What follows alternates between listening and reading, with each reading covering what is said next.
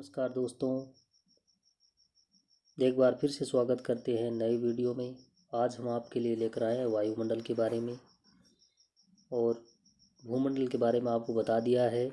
अब लेकर आए हैं वायुमंडल और वायुमंडल के बारे में विस्तार से जानेंगे कि वायुमंडल क्या है और इसकी कितनी परतें हैं। उन सभी परतों के बारे में हम विस्तार से जानेंगे। तो सबसे पहले तो हम जानते हैं कि वायुमंडल कहते किसे हैं, यानी वायुमंडल किसे कहा जाता है।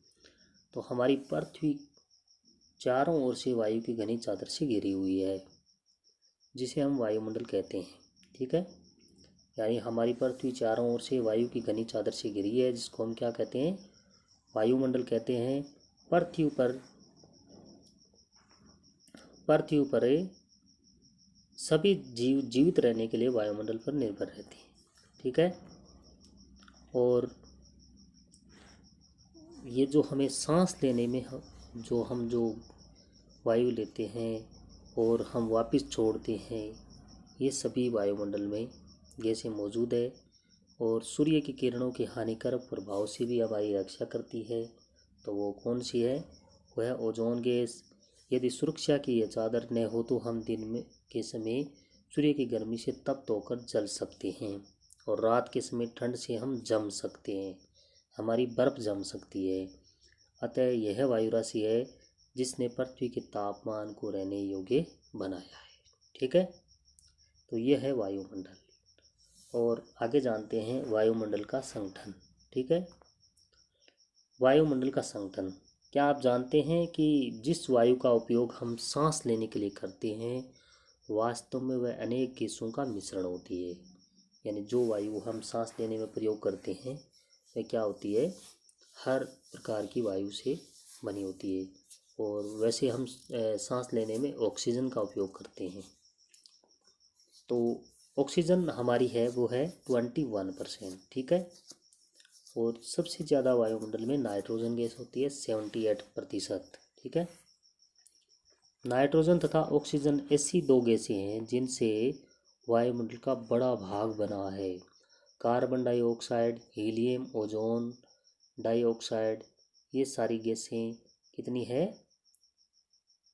ये 1% है। ठीक है, कार्बन डाइऑक्साइड है वो 0.03% है, ऑर्गन है 0.93 और अन्य जो गैसें हैं वो 0.04 है।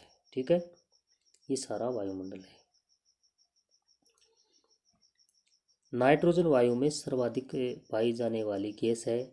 जब हम सांस लेते हैं तब फेफड़ों में कुछ नाइट्रोजन भी ले लेते हैं और फिर उसे बाहर निकाल देते हैं, परंतु पौधों को अपने जीवन के लिए नाइट्रोजन की आवश्यकता होती है। जो पेड़ पौधे हैं उन्हें जीवित रहने के लिए नाइट्रोजन की जरूरत रहती है।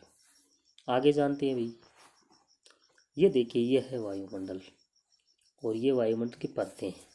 ये नीचे आपको चित्र में दिखा रखा है, ये हमारी पृथ्वी है और उसके जस्ट जो ऊपर है 0 से 12 किलोमीटर, ये है क्षोभ मंडल।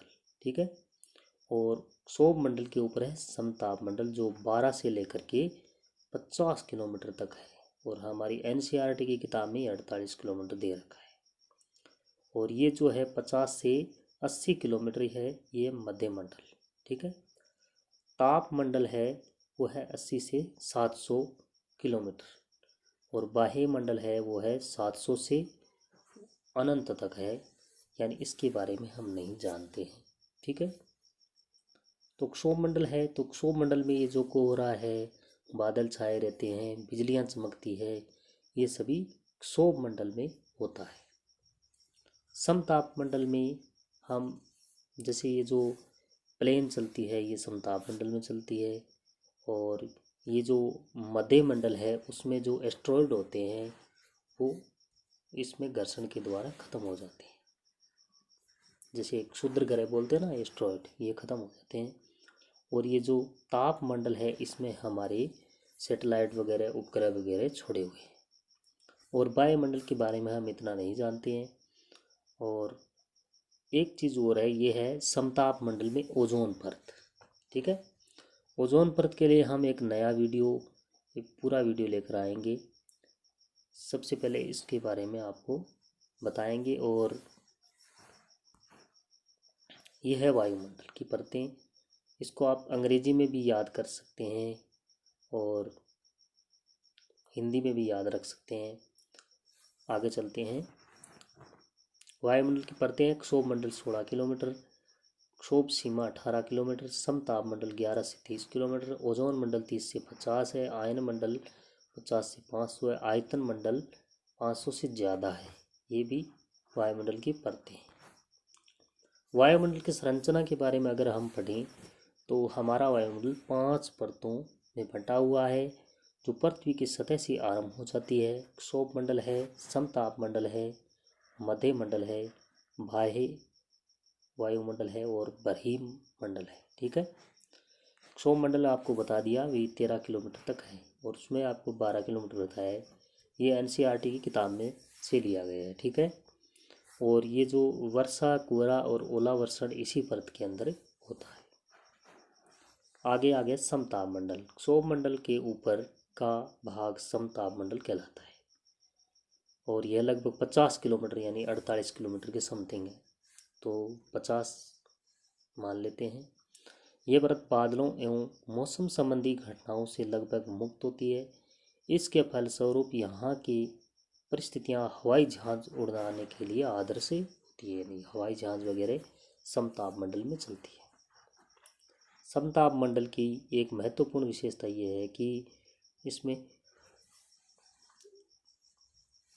ओजोन गैस की परत होती है और यह परत सूर्य से आने वाली पराबैंगनी जो किरणें होती है उनसे हमारी रक्षा करती है।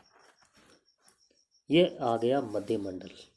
मध्य मंडल यह वायुमंडल की तीसरी परत है और यह समताप मंडल के ठीक ऊपर होती है और यह लगभग 80 किलोमीटर की ऊंचाई तक फैली होती है। अंतरिक्ष से प्रवेश करने वाले जो उल्कापिंड होते हैं, एस्ट्रॉयड होते हैं, वो धूमकेतु होते हैं, वो जलकर इसी में ख़त्म हो जाते हैं। अब आ गया बाह्य वायुमंडल। बाह्य वायुमंडल बढ़ती ऊंचाई के साथ तापमान अत्यधिक तीव्रता से बढ़ता है। आयन मंडल इस परत का एक भाग है।